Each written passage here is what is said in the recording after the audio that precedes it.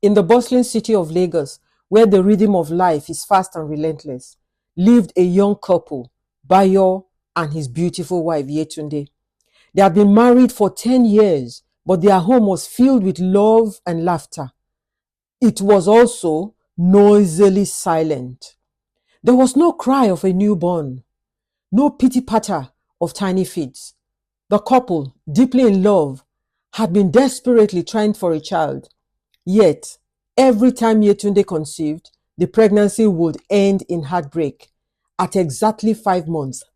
No one could explain this strange pattern, not even the best doctors in Lagos. Yetunde would often wake up screaming in the middle of the night, her body drenched with sweat, and Bayo would hold her close, whispering soothing words, trying to chase away the shadows that haunted her. But the shadows were relentless, feeding off her fears, growing stronger with each loss. Little did they know that the root of their pain lay deep within the dark arts practiced by someone they thought they could trust, Bayo's mother. Iyagbemi, a high-ranking witch in a secret coven that met in the darkest corners of the city. Unknown to her son and his wife, Iyagbemi had sent a maid, Abike, to live with them from the very first day they were married. Abike was a quiet girl with eyes that seemed to hold secrets as old as time. Her presence was almost invisible, and she moved through the house like a shadow, silently carrying out her duties. But Abike was just not a maid. She was an apprentice in the dark arts, sworn to serve Iyagbemi.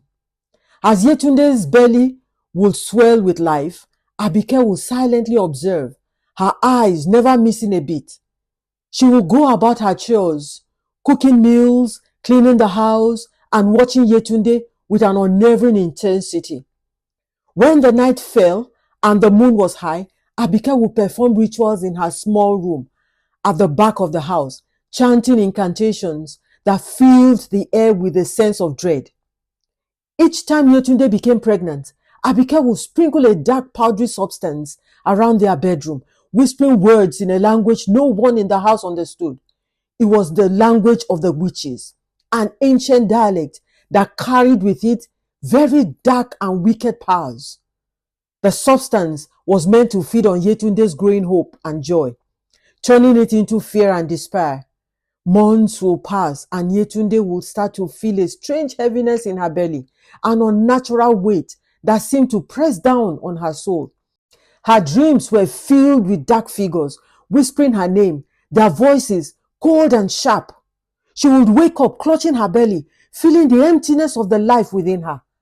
And at exactly 5 months, the inevitable will happen. A sharp pain will shoot through her body. And that was it. Each time, the loss was more painful, with the emptiness more profound.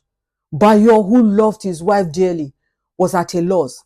He would take her to the best doctors in Lagos, but they would find no reason for her repeated loss. They would shake their heads, their faces filled with pity, and tell them, "It is beyond our understanding." But Bayo could not accept this. He began to seek answers from spiritual leaders, visiting churches and mosques, seeking help from anyone and everyone who could provide an explanation. But no one knew that the evil lurking in their home was right under their noses. Iyagbemi had her own reason for wanting to deny her son a child. She had made a pact with a powerful spirit, a pact that required the sacrifices to strengthen her powers. Iyagbemi had continued to steal from Yetunde for the dark forces she worshipped. The losses were carefully orchestrated by a dark ritual that needed to be performed at precise times. The years went by. With each loss, the love between Bayo and Yetunde grew stronger, but so did the darkness that surrounded them. Yetunde, however, became very weak. Her once bright eyes were now dull, and her body, once full of life, became frail. She began to suspect that something was terribly wrong, something beyond the natural realm. She confided in Bayo about her suspicions, but he dismissed them, thinking her grief was making her imagine things. Then, one fateful night, Yetunde had a dream so vivid, so real. It felt like she was living in it. In the dream, she saw Abike standing at the foot of her bed, her eyes glowing with an unholy light. She saw Abike chanting in a strange language, her hands moving in the air as if she was waving and waving something unseen. Yetunde tried to move, tried to scream, but she was paralyzed, held down by an invisible force. She watched her horror as a dark shadow emerged from the corner of the room and approached her, its presence filling her with an indescribable fear. When she woke up, her heart was pounding and her body was covered in a cold sweat. She could feel the darkness in the room, lingering like a bad smell. She knew then that her dreams were not mere dreams. They were warnings. She decided to take matters into her own hands. She began to secretly investigate Abike, watching her every move, looking for anything out of the ordinary. One day, Yetunde followed Abike into the market. Please subscribe to this channel, like, share, and comment. She watched from a distance as Abike met an old woman, a woman with a face so wrinkled and twisted, it looked like it had been carved from a stone. The two women spoke in hushed tones, and Yetunde could see Abike handing the old woman something wrapped in a black cloth. Yetunde's heart pounded in her chest. She knew she had to find out what was in that cloth. That night, while everyone was asleep, Yetunde sneaked into Abike's room. Her hands trembled as she searched through Abike's belongings. Underneath a pile of clothes, she found a small black wooden box. She opened it, and inside were substances she could not recognize. Tears filled her eyes as she realized the horrifying truth. Yetunde's discovery filled her with a rage she had never known. She knew she could not confront Abike directly. The maid was powerful and Yetunde was weak. She needed to find someone who could help her, someone who could fight the darkness that had taken over her home. She decided to visit a powerful herbalist, Baba Ifa, known throughout Lagos for his ability to see beyond the veil of the natural world. Baba Ifa listened to Yetunde's story with grave seriousness. He knew of Iyagbemi and her dark powers. He told Yetunde that she was dealing with a force much more powerful than she could imagine. Your husband's mother is not just a witch. She is a high priestess in the darkest coven in the city. And the maid, Abike, is her servant. She is to carry out all her biddings, he explained. Yetunde's heart sank. She knew she was up against something much bigger than she had anticipated. But also, she knew she could not give up. She had to fight for her children, fight for the family she so desperately wanted. Baba Ifa gave her a small object made of iron and covered in strange symbols. This will protect you, he said, but be careful. They will know that you have come to me and they will try to stop you. Yetunde thanked him and returned home, her mind racing with thoughts of how to confront Abike and Iyagbemi. She knew she could not do it alone. She needed Bayo on her side. She decided to tell him everything, even if he didn't believe her. That night, as they sat down for dinner, she took his hand and looked into his eyes. Bayo, she began, her voice trembling. I need to tell you something that may be hard to believe. Yetunde's words hung in the air, heavy with fear and uncertainty. She explained everything she had discovered. Bayo listened, his face a mask of shock and disbelief. When she finished, he was silent for a long moment, his mind struggling to process everything. Finally, he spoke, his voice barely above a whisper. You think my mother and Abike are behind this? He asked, his voice trembling with a mixture of anger and fear. Yetunde nodded, her eyes filled with tears. I know it sounds unbelievable, but I have seen things, Bayo. I have felt things. There's something evil in this house, something that wants to keep us from having children. Bayo stood up abruptly, his chair scraping against the floor. This is madness, he said, running his hands through his hair. My mother is not a witch, And Abike, she's just a maid. How could they be responsible for this? Yetunde reached out and grabbed his hand, her grip firm. I know. It's hard to believe, Bayo. But we have to do something. We can't keep losing like this. Losing our children, losing ourselves. We need to fight back. Bayo looked into his wife's eyes and saw the desperation there, the fear, but also a spark of determination. He knew she believed every word she was saying. And deep down, he knew something was wrong. He had felt it. The strange heaviness in the air. The way the house seemed to breathe with a life of its own. He had seen the fear in Yetunde's eyes every time the loss happens. The way her body seemed to wither away each time. Finally, he nodded. All right, he said, his voice filled with resolve. We'll fight this together. Yetunde felt a surge of hope. She knew they had a long road ahead, filled with dangers she could not see.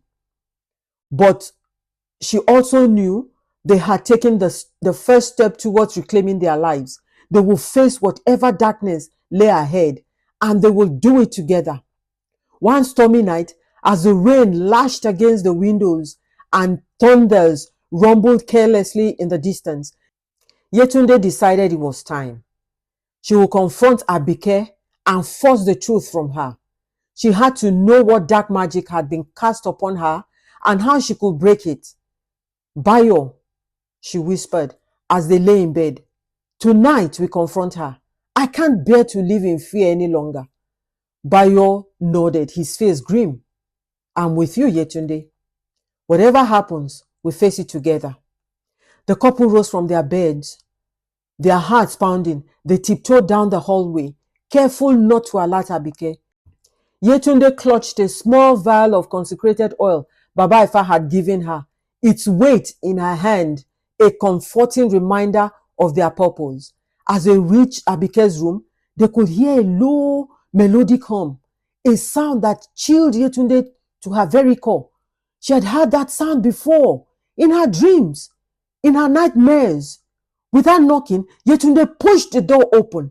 Inside, she found Abike sitting cross-legged on the floor, her eyes closed, her lips moving silently as if in prayer. In front of her, a small wooden bowl filled with a strange dark liquid. The air in the room was thick with a foul smell like sulfur. It was almost suffocating. Abike's eyes snapped open and a small smile spread across her face, a smile that did not reach her eyes. What are you doing here? She asked, her voice calm, almost amused. Yetunde stepped forward, holding the vial of oil out in front of her like a weapon. We know what you've been doing, Abike, she said, her voice shaking but firm. We know about the sacrifices, the dark rituals. We know everything, Abike. Abike's smile widened and a low, sinister laugh escaped her lips. Do you now? She asked, rising to her feet. She moved with a grace like an animal uncoiling. You know nothing, Yetunde. You and your husband are fools, thinking you can fight something you don't understand. Bayo stepped beside Yetunde, his eyes blazing with anger. Enough of your lies, Abike. Tell us the truth. Why are you doing this? Why are you and my mother tormenting us? At the mention of Iyagbemi, Abike's eyes narrowed and her smile faded. Your mother? She hissed. Your mother is more powerful than you could ever imagine. She has given everything to the darkness, and the darkness rewards her. You, Bayo, are nothing but a pawn in her game. And Yetunde, well, she's the perfect vessel for her sacrifices. The room seemed to darken as she spoke, the shadows creeping closer, as if drawn to her words. Yetunde felt a cold shiver run down her spine. She knew she was standing on the precipice of something terrible, something beyond her comprehension. But she refused to back down. I won't let you take another one from me, Yetunde said, her voice rising. I won't let you win. Abike's eyes flashed with anger, and she lunged forward, her hands reaching for Yetunde's throat. Yetunde quickly uncorked the vial of consecrated oil and threw it at Abike. The oil splashed across Abike's face and she screamed, a very chilling sound that echoed through the house. Smoke rose from where the oil touched her skin and she staggered back, her hands clawing at her face. Bayo grabbed Yetunde's hands, pulling her back. "We need to go," he shouted, dragging her towards the door. But before they could reach it, the room seemed to shift, the walls bending and twisting, closing in around them. The shadows grew thicker, darker, until they were almost tangible. Yetunde could feel them pressing against her, whispering in a language she didn't understand. Abike's screams turned into laughter, a deep mocking sound that seemed to come from everywhere and nowhere. "You think you can escape?" she taunted. "This house is mine. You are mine." Suddenly, the floor beneath them began to shake and the ground split open.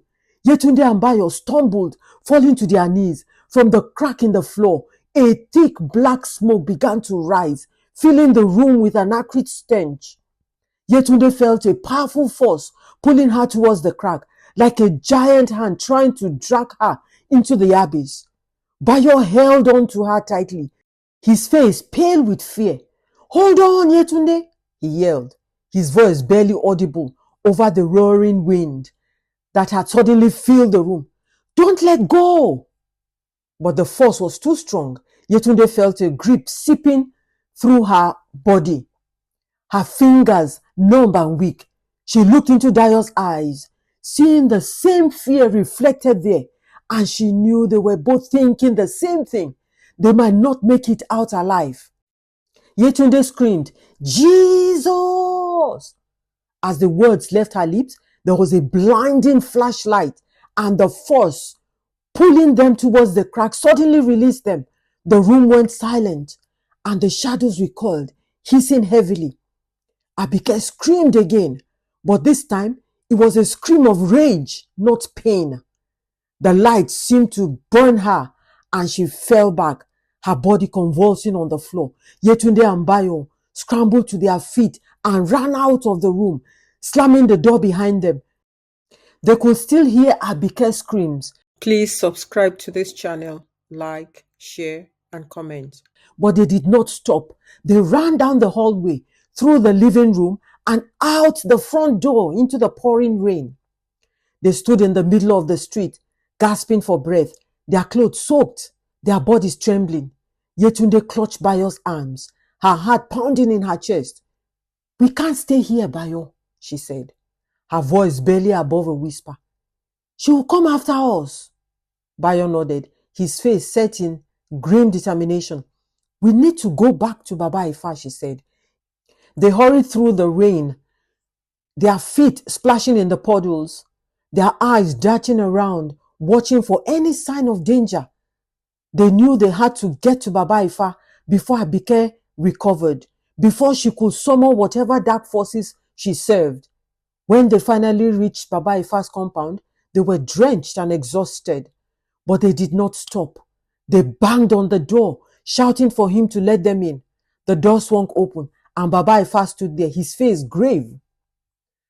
"I knew you will come," he said, his voice calm but urgent. "Come inside. We don't have much time."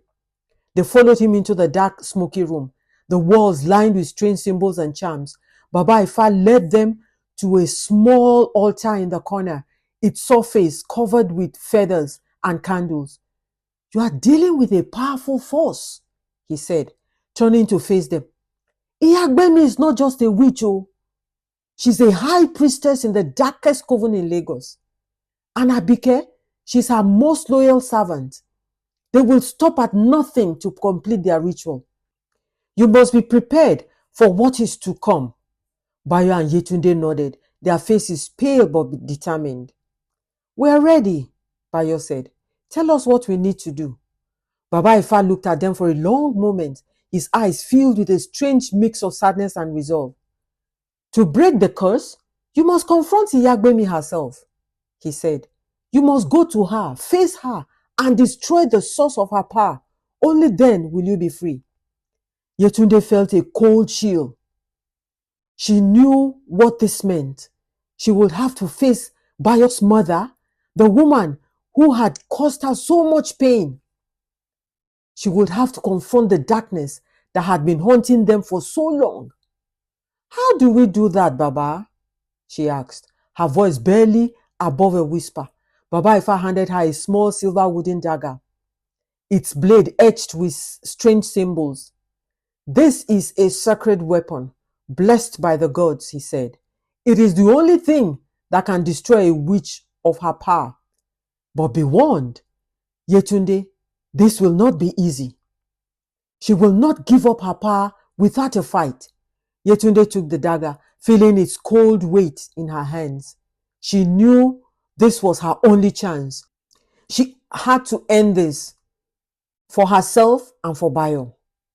We'll do it, she said, her voice steady. We'll end this once and for all. But even as she spoke, she could feel a dark presence watching her, a wicked force waiting, lurking in the shadows, ready to strike. She knew the real battle had just begun. The air in Baba Ifa's small, smoky room was thick with tension. Yetunde clutched the sacred dagger tightly, its cold wood pressing into her palms. She could feel its power, a strange hum that resonated with her own heartbeat. Steadying her nerves, Bayo stood beside her, his face pale but resolute.